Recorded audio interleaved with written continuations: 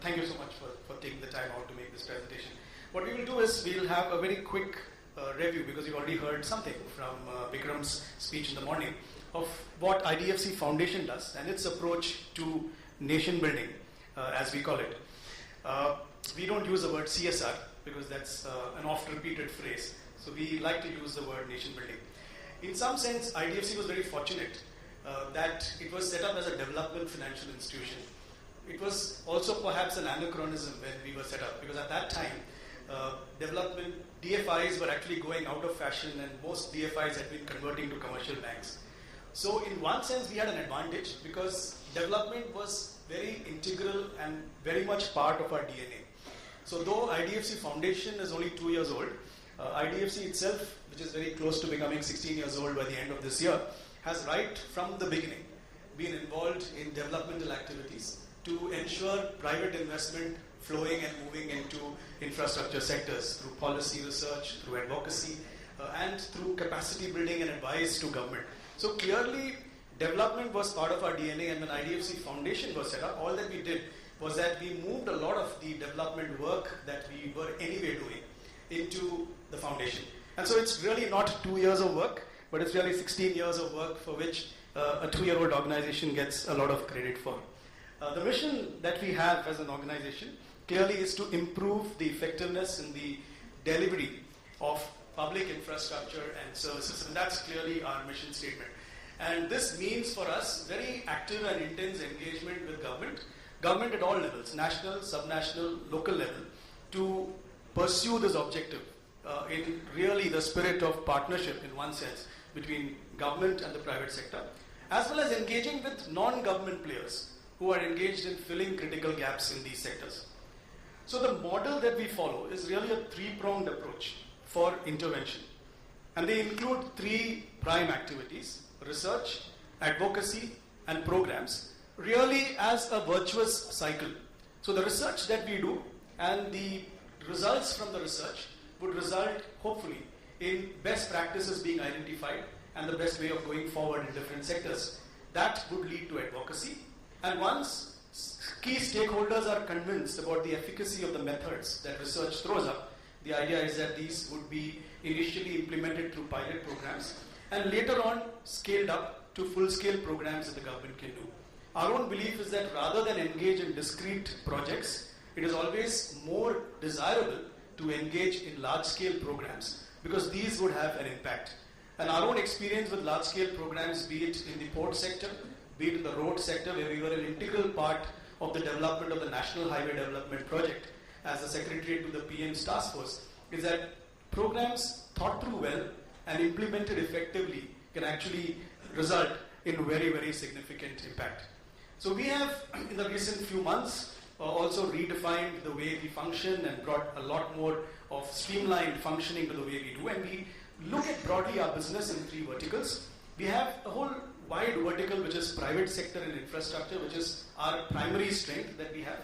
And equally, what we consider important are urbanization and social infrastructure, with initially a lot more thrust on education. So these are the 3 areas in which we engage as IDFC Foundation.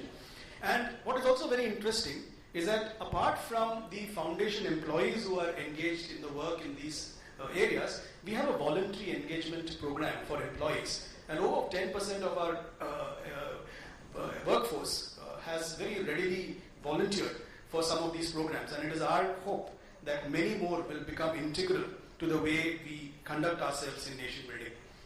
If you want to look at the private sector in infrastructure area, I'll just talk about a few flagship programs that we currently are engaged with. One of the critical programs that we are involved with is the National PPP Capacity Building Program, in which we are engaged in training government officials in the area of public-private partnerships and infrastructure.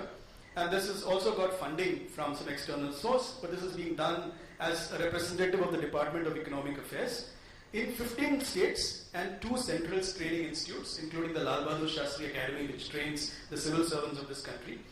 We have, through this process, developed a cadre of trainers of 150 across the country. And through them, till date, in the last 2 years, over 5,000 people have been trained in the area of PPPs.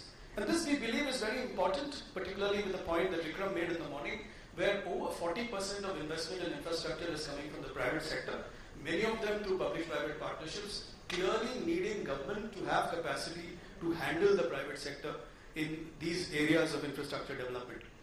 A second program that we are currently engaged with is with the government of Meghalaya, where we are involved in a program which is to do with integrated livelihood development, where 15,000 small multi-purpose reservoirs, renewable energy opportunities are being put in place by the state over the next 5 years. So our role is to kind of help the agency which has been set up to manage this entire process. And this, we think, will provide livelihood opportunities in terms of at least 100,000 enterprises coming up, and hopefully over a period of time 400,000 people being benefited through this entire effort. The third program that we are engaged in is in Delhi itself, and this is a very interesting and yet difficult model where we are looking at development of slums, redevelopment of slums. The broader ambition is to have this over 14 sites, but to begin with there is one pilot project that is being currently looked at, which involves resettlement of 550 families being done in situ in one location in Delhi. We also do a lot of our development work in the form of directly engaging with government through joint venture companies that we have in the states of Karnataka, Delhi and in Uttarakhand, and diverse work in the area of infrastructure is accomplished through each of these entities. In the area of urbanization, our own belief is that the urban growth is going to be a very critical and important element of India's growth story in the future. And as we grow from over levels of 30% to soon reach maybe 50% of the country's population over the next 20-25 years, there is an intense amount of preparation that one needs to do as part of this process. One of the programs that we are involved in is a very large-scale program of capacity building under the JNNURM, and this is being done for the Ministry of Urban Development, which covers 3 regions across 14 states and 2,000 cities and towns. And the ambition is to train municipal level employees as well as elected representatives in understanding urban issues and in facilitating the whole urban management and urban improvement process. We just recently concluded a study on urban morphology, and these has implications for how urbanization would take place, and we expect to come out with the study and the findings and disseminate them with a larger audience in the days to come. We are about to embark on, in the state of Rajasthan, a program for improvement of water supply and distribution in 8 urban local bodies across the state by bringing in best practices in the area of water distribution.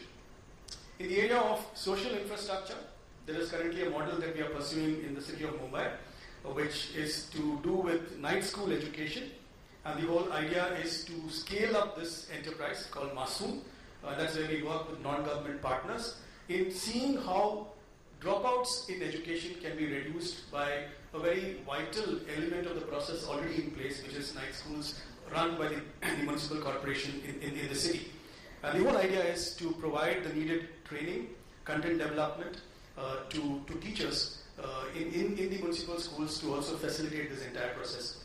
The second project that we are involved in is a healthcare process, and that has to do with improving the whole public healthcare delivery systems, both by improving the delivery system itself as well as by building up community awareness.